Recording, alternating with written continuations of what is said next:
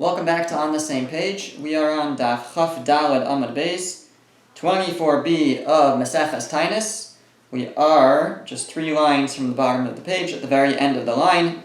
It says Amar Rav. Amar Rav Yehuda, Amar Rav. Rav Yehuda said in the name of Rav, B'chol yom v'yom baskel yotzes ve'omeres. Every day a baskel, a heavenly voice, comes out and says, Kol ha'olam kulo nizon b'shvil chanina b'ni. The entire world is sustained in the merit of my son, Chanina, referring to Rabbi Chanina ben Dosa, who the Gemara just finished telling us a bit about, and is going to elaborate more about. Rabbi Chanina ben Dosa, we just had a story. The Gemara said that he was going home and it was raining. He said, everybody's happy except for me, and the rain stopped. And then when he got home, he said, everybody's sad except for me, because there's no rain. So they're sad, and then the rain started again. So now we learn a bit about Rabbi Chanina ben Dosa, and Rabbi Yehuda says in the name of Rav that there's a heaven that Rav didn't live in the time of Rabbi Chanina ben Dosa, but he's saying in the days of Rabbi Chanina ben Dosa, there was a baskel, this heavenly voice would come out and say, the whole world is sustained in the merit of Rabbi Chanina. If Chanina b'ni, of my son, God says of my son Chanina, V'chanina b'ni dayo b'kav charuvim erev Shabbos le'erev Shabbos. And Chanina himself, it's enough for him to just have one kav, which is a measurement, a small amount of charuvim, of carob, that he survives on just that. So he sustains the whole world, but he himself takes little for himself. From erev Shabbos to erev Shabbos, from Friday to Friday, just one kav of charuvim, of carob, is enough to sustain him. Gemara tells us, "Havaragila devisu lemichma tanura kolmali deshabsa." They were very poor, and it says his wife would light the oven every erev Shabbos, every Friday, v'shadya akatarta, and she would put in some kind of thing that made smoke, because she wanted it to look like. Well, the Gemara goes on to explain on top of the next page, mishum kisufa, out of embarrassment. She felt a little bit embarrassed that they were so poor and that she didn't have anything to bake in the oven. She couldn't bake challah for Shabbos, so they were so poor. But she had something that she could put in the oven that made smoking. At least it would look like there's something that's cooking in the oven or baking in the oven. Now the Gemara says, top of the next page, 3 words in, Havalach hach shivavasa bishta. She had a certain evil neighbor. Amra. Right, as everyone seems to have, right? That nagging neighbor. So Amra, she said, Mechti. That this woman who was her neighbor said, let's see, Yadana deles lehu v'lomidi. I know they don't have anything. Those Chanina ben Dosa, the ben Dosa family. I know they don't have anything. My kulihai, what is all this? Why is there smoke coming out of the oven? What's going on? Azla v'tarfa baba. She went and she knocked on the gate. Ichsefa. And the wife of Rabbi Chanina ben Dosa, there's a guest here, but she was very embarrassed. She's going to be discovered. Va'aylo le'indruna. So she went in to an inner chamber of the house, a dark room. Now it seems that this oven was somewhere where this neighbor would be able to see it, or at least she had a miracle happen. She had a vision of seeing the oven. She was able to see what was in the oven. And what happened? Isavid lanisa, there was a miracle that was performed on behalf of the wife of Rabbi Chanina. Dechazya l'tanura male lachma ve'agna male lisha. This woman, this evil neighbor, saw that the oven was full of bread and the kneading bowl was full of dough. So there was plenty of bread around. And this was a miracle to save Rabbi Chanina ben Dosa's wife from embarrassment. Amra Allah, so this woman, this neighbor, said to her, Planisa, Planisa, which just means, Ploni is the John Doe, so Mary Jane. She said, Planisa, come here. It doesn't tell us the name of Rabbi Chanina's wife, but he said, come here. I see masa de kacharech lachmich. She said, bring a masa, which is some kind of rod for removing the dough or the pitas from the lafas from the side of the oven. She said, bring the rod to take them down, because your bread is burning. Amrala. So the woman said, Rabbi Chanina's wife said, Af ana lahachi aili. That's why I went inside for. I was going to get it. Now, was she telling the truth? Is that really why she went inside? The Gemara seems to say that she went in out of embarrassment. But the Gemara takes a twist here. It says, Tana, they taught, Afi lahavi marda nichnasa. That indeed she actually did go in to get this marda, to get this rod, this baker's rod, because she was familiar with miracles. She knew that she had witnessed, I guess, previously Hashem did miracles for her and her husband, and she was kind of expecting it. So she actually went in. She knew Hashem would save her from embarrassment, or she expected that it might happen. So she actually did go in to get one of these rods to take the bread off the side of the oven. So that was the story with the neighbor. Now, the Gemara tells us, Amrle devisu. One time, or maybe it was after this episode, his wife, Rabbi Chania's wife, said to him, Ad emas nezel v'nitztar kulihai. Until when are we going to keep going and suffer so much? We're so poor. It's so difficult. Amarla, he said to her, My navid. What can we do? If you want something, so daven to Hashem, and then He'll give you it. Ba'arachami, so she did that, she davened. Yatzta kimin pisas yad, a hand appeared miraculously. V'yavu le chad kara de pesura de dahava, and it handed him. Perhaps it was he that davened. Ba'arachami, he davened, and a rod appeared. A hand came out of nowhere. And it handed him a gold table leg. That's what he got, a golden table leg. Seems a very strange thing, right? Although it may have been very valuable, he could have sold it. It was pure gold. But what happened is that Chazai B'chalma, she then had a dream that night.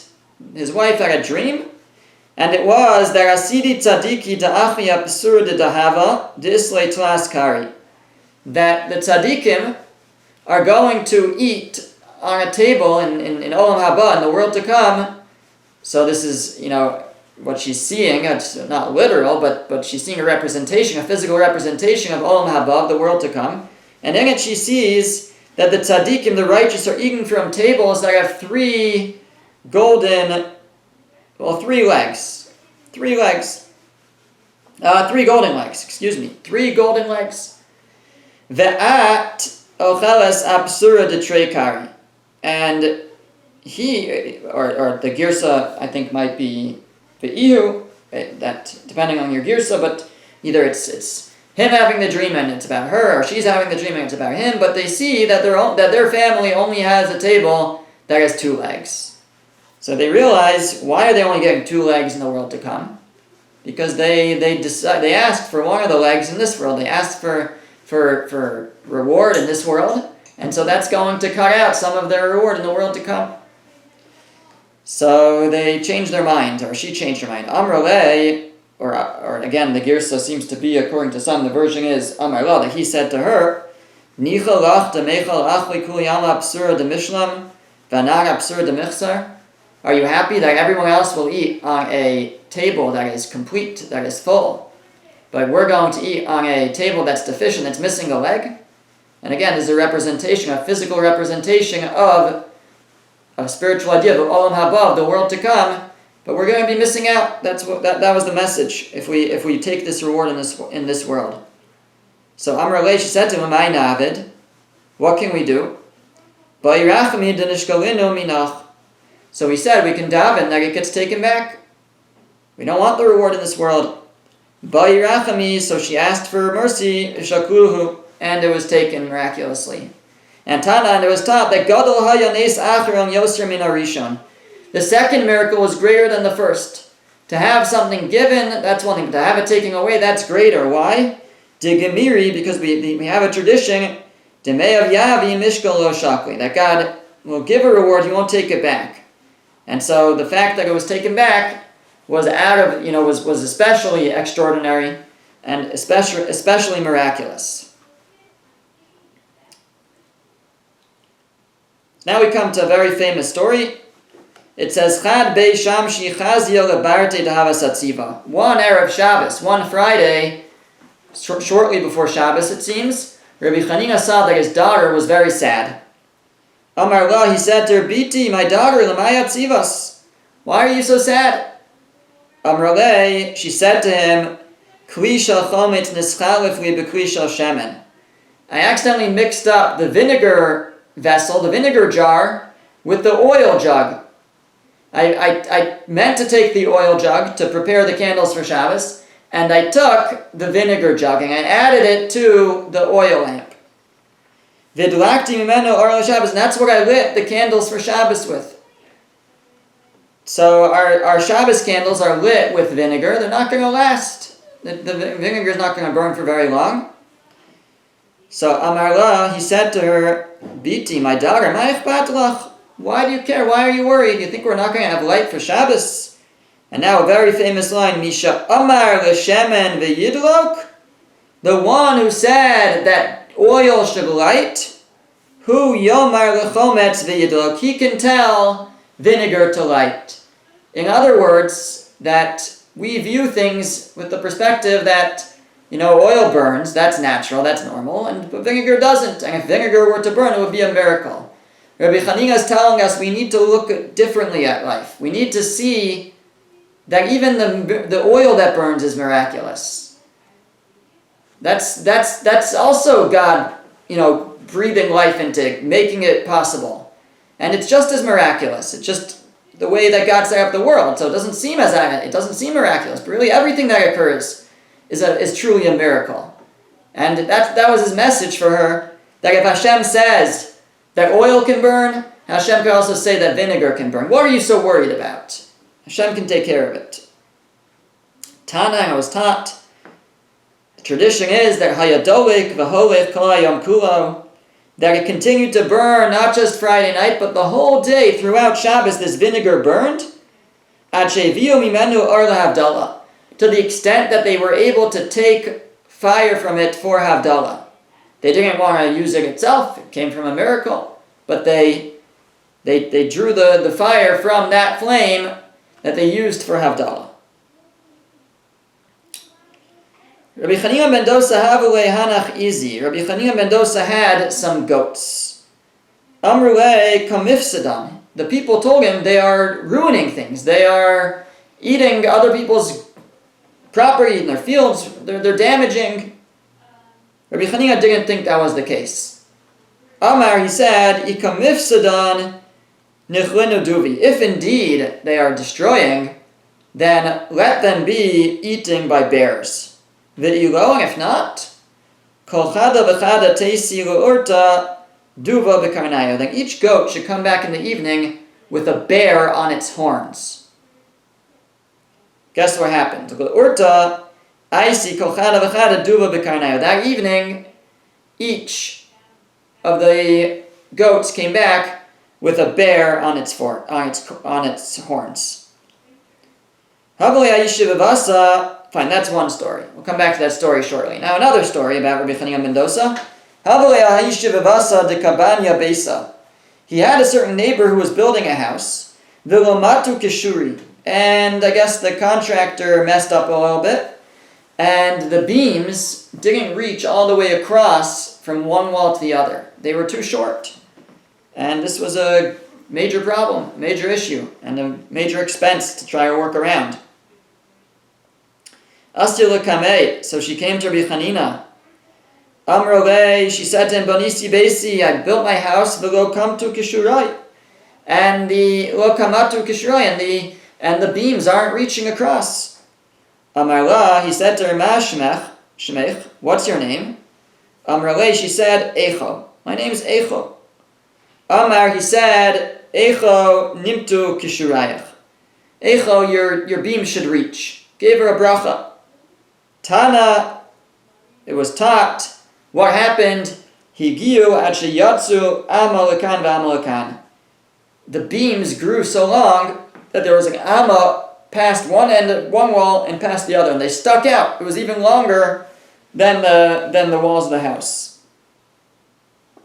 The Yeshomrim, and some say that it's not exactly what happened, rather, Sanifin asam. They got a new piece that miraculously was added. It didn't just extend itself, but a new piece appeared attached to it. Tanya, we're learning a brisa. Primo said sometime later, Anira isi oso abayis. I saw that house. V'hayu korosav yotzos amalakan ve'amalakan. And I saw that it had these beams that stuck out, and one amma on each side. And it was such a strange looking house, with the beams overreaching the walls. Ve'amruli, and they told me, they explained, you want to know why it's like that? Bayizeh shekir Rabbi Chanina ben Dosa b'tfilaso.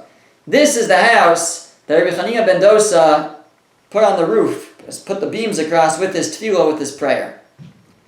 And seemingly, I think the Maharsha points out that they had to stick out so that people would see the miracle and recognize Hashem's hand in it. So now back to the goats for a second. Rabbi Chanina ben Dosa mehechan havule izim.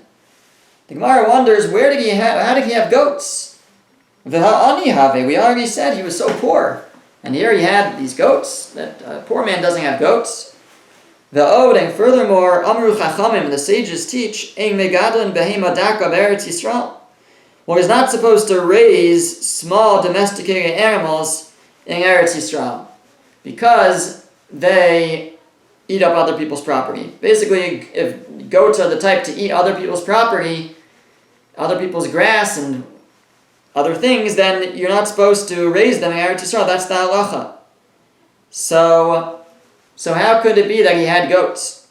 So Amar Reb Pinchas explained, this is how he had them. Maiseh happened once, ve'avar adam echad al Pesach beso, that a person once was traveling and he passed Rabbi Chanina's house, the door of his house, v'niach sham tar negolim, and he left his chickens there.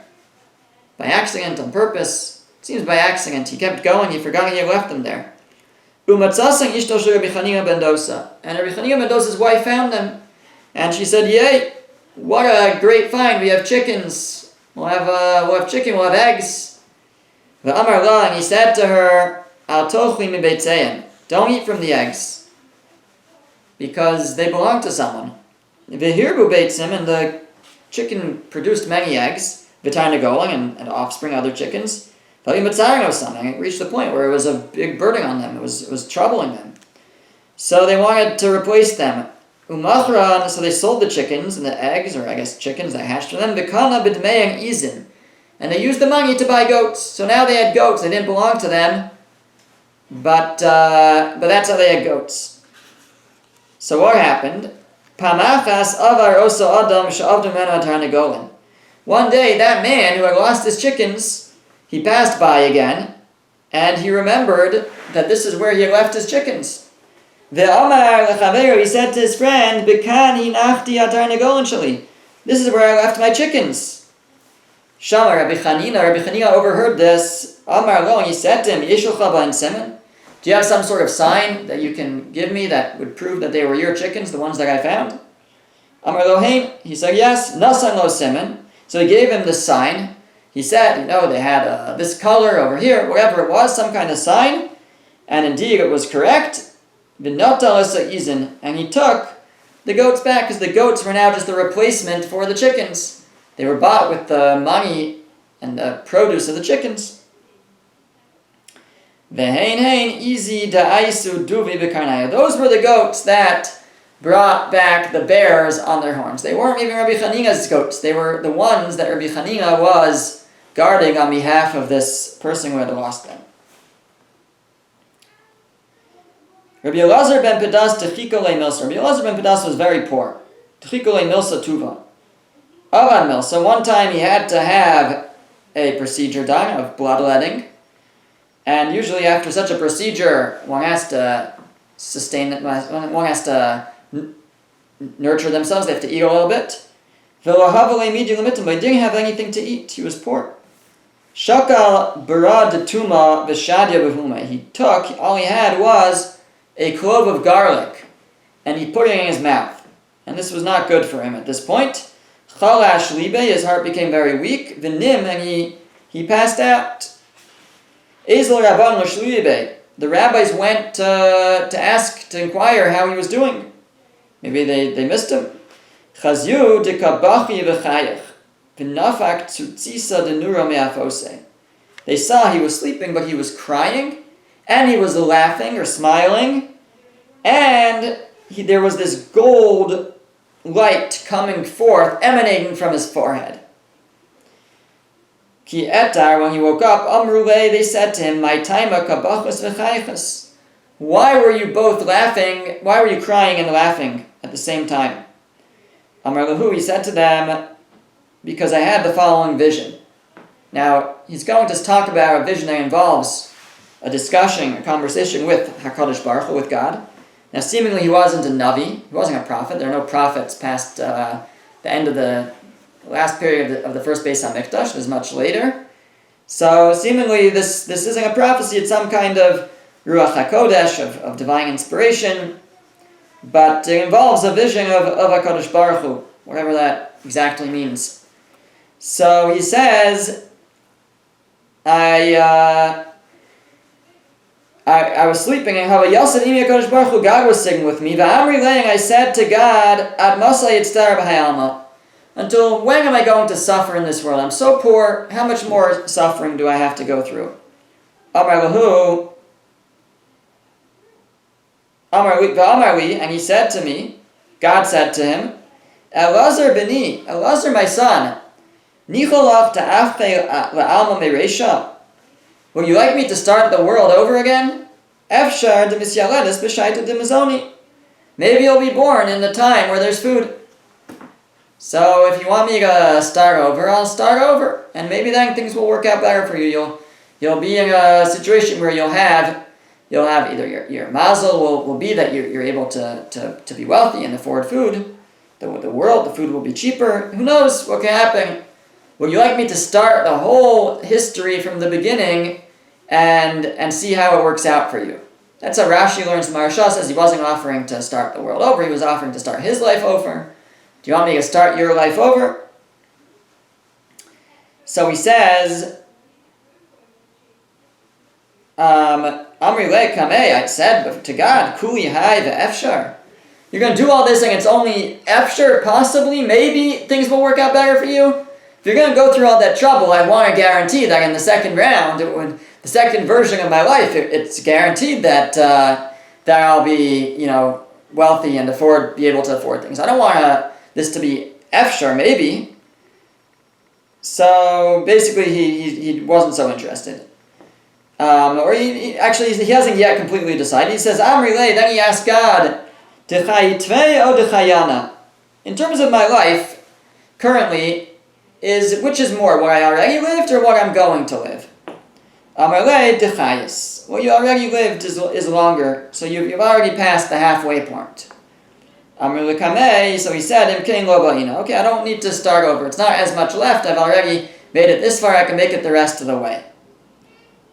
Amar li, so God said to me, B'hai agra da'amart lo ba'ina, in the merit that you said that you don't want me to start over, Yahivna lach la'alma da'asi, I'm going to give you in the next word, Tleis 3, Naharvasa demashcha afar simon dachyan.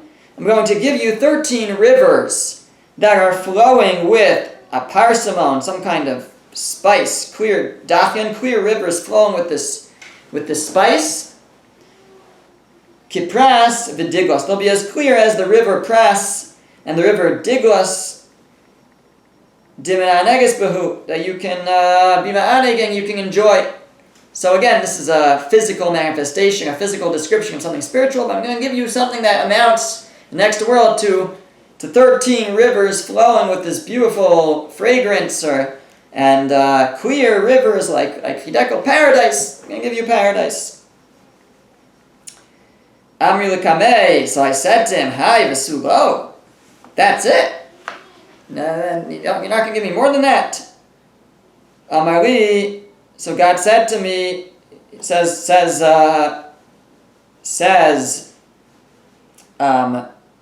Rabbi Elazar ben Padas, he says,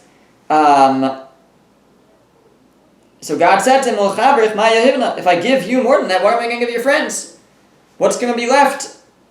Amrilei, I said to God, V'ana migavra delesle ba'ina.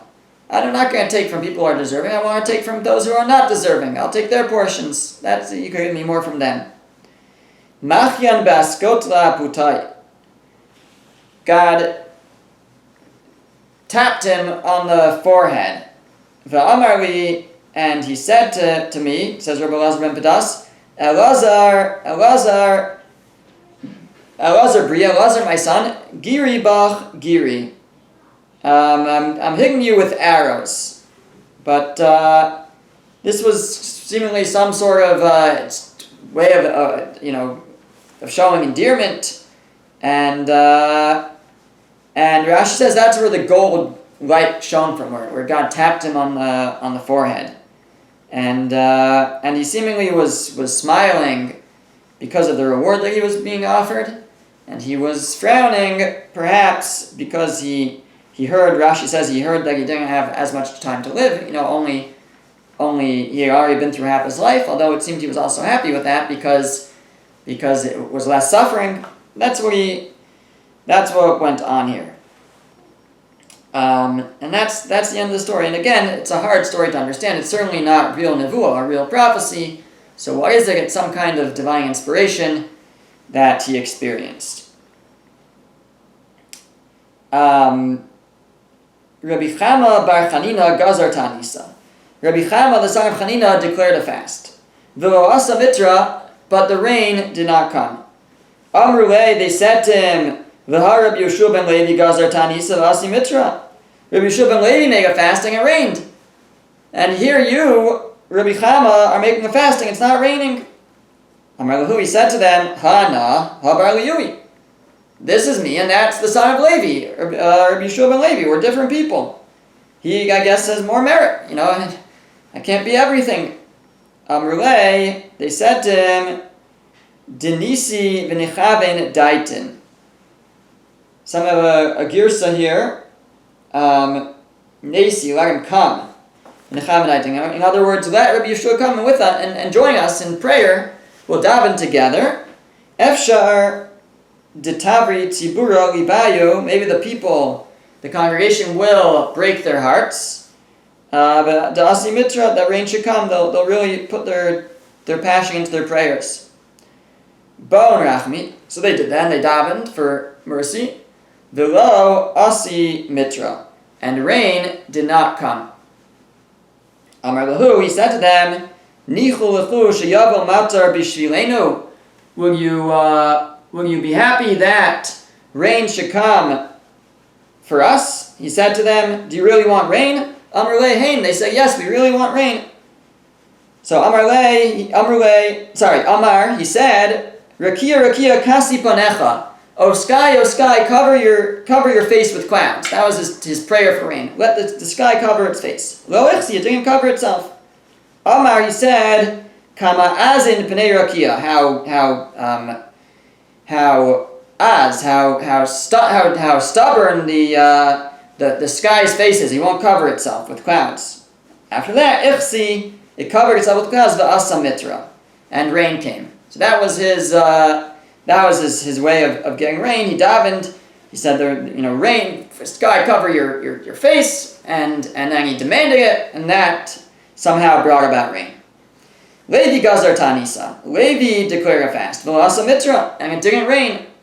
Amar lefanav, he said before God, Ribono shel olam, master of the world, Alisa v'yashavta b'arm, you go up and you sit in the high heavens, ve'atam merachan al banecha, you're not having mercy on your children. And as a result, asa mitra, rain came. However, v'itla, Levi became lame. He became handicapped. Amar Rabbi Elazar said, a person shouldn't cast words, aspersions on the heavens. A person shouldn't daven like that. You're in heaven, you're sitting there, you're not having mercy. It's not how we talk to God. Levi talked to him that way, and it worked. But Rabbi Elazar says a person shouldn't do that. Shari Adam Gadol, a great person did that. Levi. Levi the Amora. Hitiach dvarim klapi ma'ala, he cast his words towards the heavens. Ve'itlang, as a result, he became lame. Umanu, who was it? Levi was Levi. Asks the Gemara, V'ha garmale, is this what caused it? Ve'alevi achvi kida kamei de Rabbi ve'itla. Levi once demonstrated kida, a type of bowing, where you like balance yourself on your thumbs, and that's it. And I guess maybe he fell as a result, and that's how he became lame. That's how he became lame. So which was it? Was it that he spoke to God this way caused him, or was it because he tried to demonstrate this very difficult form of bowing? So the Gemara says, Ha v'ha garmale. They both caused it. Both of them caused it. Rabbi Chia bar Lulaini shaminu lahanach anani de ka'amri. Rabbi Chia, the son of Lulaini, heard the clouds talking, and they were saying, Nesu v'nes v'maya b'Ammon and Moab. Let's go and drop some water over the lands of Ammon and Moab. Seemingly he heard angels or something that represented these clouds. Amar lefanav, he said to God, Ribbono shel olam, Master of the world, K'shnasata Torah le'amcha Yisrael, when you gave the Torah to the Jewish people, Chazarta kol umos ha'olam, you went to all the nations of the world, v'lo kiblua, and they didn't accept it. Ve'achshav ata nosing la'hem matar, and now you're going to give them rain? They didn't want the Torah, you're still going to give them rain? I guess he's saying, you're not giving us rain, as the Jewish people accepted the Torah. So this worked. He said, Shadu hacha, pour it out here, bring the rain here. And indeed, Shadyua aduchtayu, the rain was poured on them, on, I guess, Eretz Yisrael or Babel, wherever exactly he lived, and his tefillah was accepted.